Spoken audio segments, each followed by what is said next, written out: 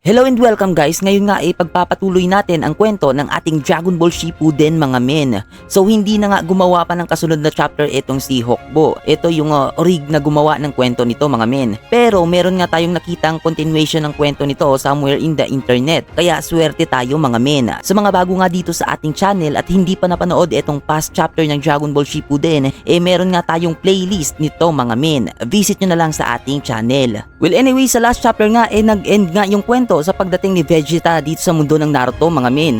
Ililigtas niya nga si Goku dito at kita naman natin tong Super Saiyan form na to mga men. Naka Super Saiyan 2 diba? So move na nga tayo dito sa first panel mga men. Dito makikita natin na nagharap na nga itong si Vegeta at Pain mga men. Grabe yung aura farming ni Vegeta dito mga men. Forma pa lang ng katawan niya at saka muscles pang one punch na talaga dito kay Pain mga men no. Tanong dito ni Vegeta kay Pain na ano sa tingin mo, kaya mo ba akong talunin? At dito nag-umpisa na nga ang kanilang bakbakan mga men. Isang suntok lang mga men, tabingi agad ang mukha ni Pain dito. Yung para bang nawasak mga boy. Tapos after nyan isinipa niya pa si Pain mga men. Sa next panel nga mga men, dito yung next target naman ni Vegeta ay etong si Kisame at Kakuzu. At dito handa na ngang umatake si Vegeta sa kanila mga men. Sabi pa dito ni Kisame mga men na wala nga daw atrasan to. Alangan na tumakas siya dito tapos yung leader nila nabaldado na kanina. Alangan naman na iwan niya pa yan mga men. Nagpakawala nga ng fireball jutsu dito si Kakuzu mga men. Tumawa lang dito si Vegeta. Sabi niya mga ulul. Bang! Sinuntok niya lang yung fireball jutsu dyan mga men. Dito napasabi na nga lang si Kakuzu na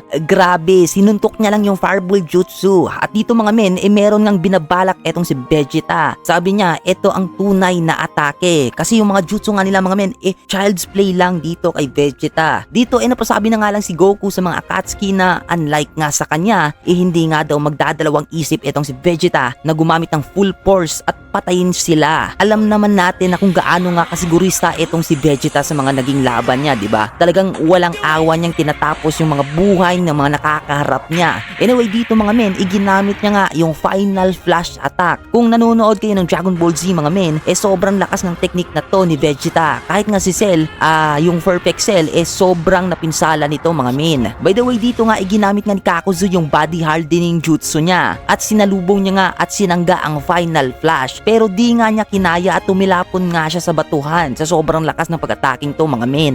Ewan ko lang kung buhay pa siya dito. Final flash yan mga men. Baka isang ganyan lang ubus agad lahat ng puso ni Kakuzu. Anyway, after nga niyan mga men, tumawa na nga lang dito si Vegeta. Sabi niya siya ang prinsipe ng lahat ng Saiyan. Pero dito, preparado na nga si Kisame at ready na nga ang Water Dragon Jutsu niya mga men. Sinabayan niya pa to ng Water Shark Jutsu. Pero dito mga men, di man lang nasindak etong si Vegeta sa jutsu ni Kisame na to mga men. Sabi pa nga dito ni Vegeta na nagpapatawa ka ba boy? Anong klaseng atake yan? Mamamatay ka na kupal, sabi ni Kisame. Tubig lang yan boy, hindi mamamatay ang Prince of All Saiyans ng tubig lang. Ano yan, water gun? Ginamitan lang ni Vegeta ng Kiko Habaraj yan mga men. Sa tingin ko, mas mababa pa sa 10,000 yung battle power mo, sabi ni Vegeta. Kung ibabase natin dyan yung power level ni Kisame sa sinabi ni Vegeta, ibig sabihin lang guys, kahit si Vegeta sa Saiyan Saga na time, hindi kaya talunin ni Kisame. Kasi nasa 14,000 na yung base power nito ni Vegeta at nasa 18,000 yung max power. Anyway, gulat dito si Kisame mga men. Anong klaseng jutsu daw yon? Kasi sa totoo lang guys, yung normal na blast damage lang sa Dragon Ball, parang class S jutsu na sa Naruto. By the way, sa next panel nga, sinabihan nga ni Vegeta si Kisame na ipakita niya nga yung totoong kapangyarihan niya. Sagot naman ni Kisame na wag daw magsisisi si Vegeta pag nakita niya yung full power nito. Bagang at nag-fuse na nga etong Samihada at si Kisame at nag-shark form. Dito sinabi ni Vegeta na hindi nga lang daw etong si Kisame ang kaya mag-transform. And boom! Nag-undergo nga etong si Vegeta sa Super Saiyan 3 form mga men. Grabe mga men, ang lupit talaga ng Super Saiyan 3 na form na to ni Vegeta mga men.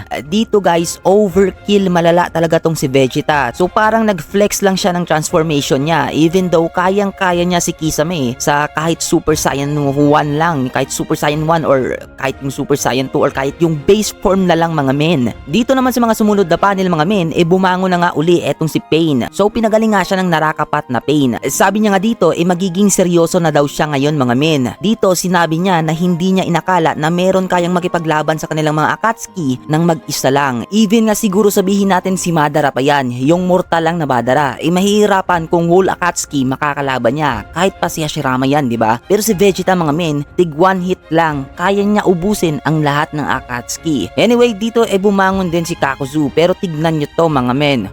4 out of 5 heart ni Kakuzu nabasag mga men. Ganun katindi ang final flash attack ni Vegeta. How much more kung isa lang ang puso nitong ni Kakuzu, di ba? Talagang finish na siya mga men. At dito mga men, nag-ultimate form na nga agad itong si Kakuzu. Isang puso na lang yung natira sa kanya. Kaya no choice na siya. Sinabi niya dito na muntikan na nga siya mapatay ni Vegeta mga men, and end of the chapter. So, okay ba ang chapter na to mga men? Sa tingin nyo ba madudugtungan pa tong chapter na to? Comment down below kung gusto nyo pa na madugtungan to para ma-ask natin yung nag-come up ng continuation nitong kwento na to para mapag-usapan namin, gagawa siya ng continuation ng kwento na to.